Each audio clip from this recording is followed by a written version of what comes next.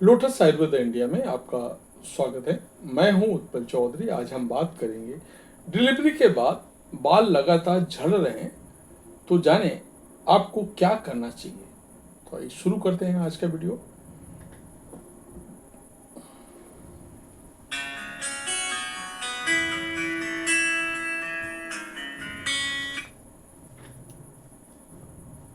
Delivery के बाद अक्सर महिलाओं में बाल झड़ने की शिकायत बनी रहती है। दिन भर नवजात शिशु की देखभाल की चिंता उनके शारीरिक और मानसिक स्वास्थ्य को प्रभावित करती है। बच्चे के जन्म के बाद खान पान में बदलाव और फीडिंग के चलते अचानक हार्मोनल परिवर्तन बढ़ने लगता है जो हेयर फॉल का कारण बनता है। हालांकि जब बाल अचानक ही अत्यधिक झड़ते हैं तो डॉक्टर से बात करना चाहिए। तो आइए जाने पोस्ट पार्टम हेयर फॉल के कारण और उससे निपटने के उपाय। बच्चे के जन्म के 3 से 6 महीने के भीतर महिलाओं को बाल झड़ने का अनुभव होता है। इससे बालों की स्मूथनेस कम होने लगती है और हेयर फॉल बढ़ जाता है। महिलाएं जो समय से पहले बच्चे के जन्म और लो बर्थ वेट समय प्रीटर्म लेबर पेन से ग्रस्त थी, उन्हें पोस्ट पार्टम हेयर फॉल का सामना करना पड़ता है। पोस्टपार्टम हेयर फॉल का कारण शरीर में डिलीवरी के बाद कई बदलाव नजर आते हैं। दरअसल शरीर में एस्ट्रोजन और प्रोजेस्टेरोन हार्मोन के स्तर में अचानक कमी आने लगती है। इससे बाल झड़ने की समस्या बढ़ जाती है।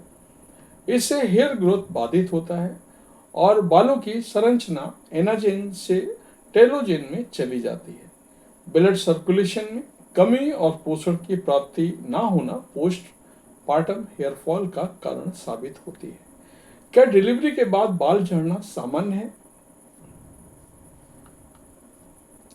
बच्चे को जन्म देने के बाद शरीर में कुछ हार्मोन में तेजी से गिरावट आती है। दरअसल गर्भावस्था के कारण शरीर में एस्ट्रोजन, प्रोजेस्टेरोन, ऑक्सीटोसिन और प्रोलैक्टिन सहित अन्य हार्मोन के स्तर में भी वृद्धि होती है। गर्भावस्था के दौरान आपके रक्त की मात्रा भी बढ़ जाती है। इसके बाद बच्चे के जन्म के तुरंत बाद एस्ट्रोजन और प्रोजेस्टेरोन सहित आपके कई हार्मोन के स्तर में तेजी से गिरावट आती है।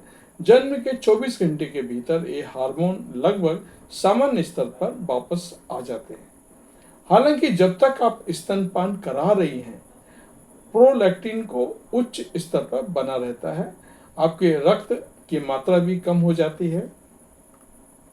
बच्चे के जन्म के बाद पहले 3 से 4 महीनों के दौरान बालों का झड़ना सामान्य माना जाता है।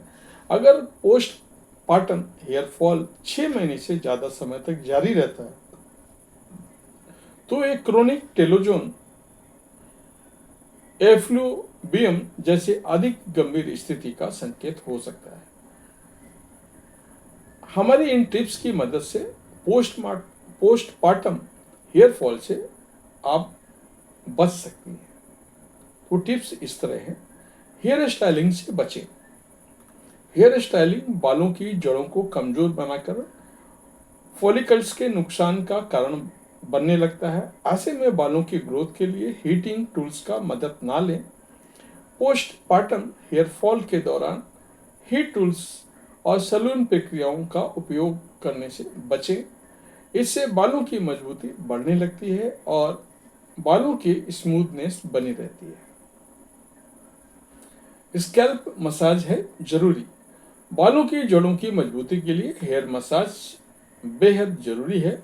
इसके लिए नारियल के तेल में टी ट्री ऑयल की कुछ बूंदों को मिलाकर स्कैल्प पर मसाज करने से त्वचा का रूखापन कम होता है और फंगल इन्फेक्शन से भी राहत मिल जाती है। सप्ताह में 2 से 3 बार बालों की मजबूती बनाए रखने के लिए बालों में तेल अवश्य लगाएं। इससे ब्लड सर्कुलेशन में सुधार आने लगता है। नेचुरल शैम्पू करें इस्तेमाल।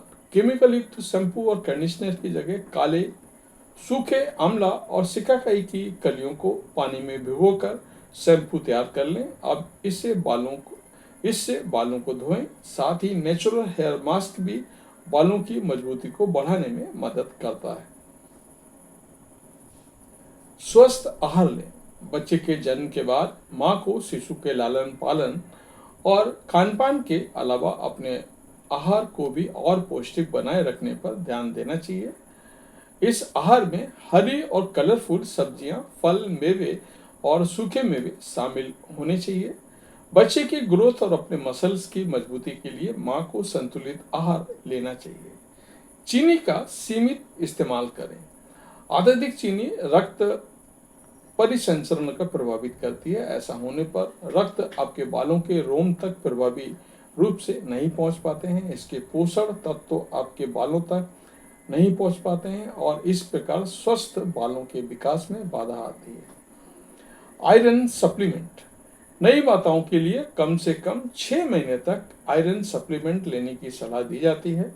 प्रसव के बाद अत्यधिक रक्तस्राव और स्तनपान पर अक्सर आयरन के स्तर को कम कर सकता है। ऐसे में आयरन युक्त फल, सब्जियां और नट्स का भी सेवन करें। इससे पोषक तत्वों का